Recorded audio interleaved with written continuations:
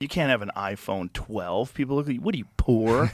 Which is kind of wild, because a lot of technology is essentially exactly the same as it was 20, 15 years ago. Status symbol. But yeah, it's like there's a thing about it that forces us to want to purchase these things, which forces the innovation.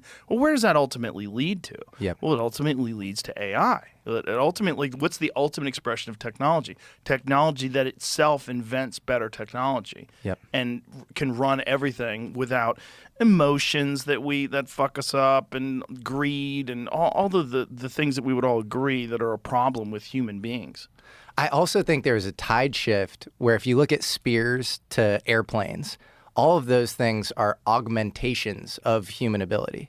Like everything from, way back in the day, from stuff that like Neanderthals were using to today, to, the 50s and 60s with airplanes, is making our lives better in the world of atoms. And then with the IT revolution in the 50s and 60s, it starts to become a parasite, a substitute for human ability. And so, like, I don't need a sense of direction because I have Google Maps. My recall, I don't need recall because I Google or whatever. Yeah. And so it is this interesting thing where we actually probably innovated more than we ever have in the world of atoms with, nuclear bombs.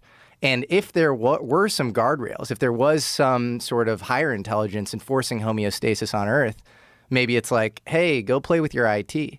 Go substitute a lot of your own abilities and powers with this. We're going to parasitize and clamp down on, human abilities. Yeah.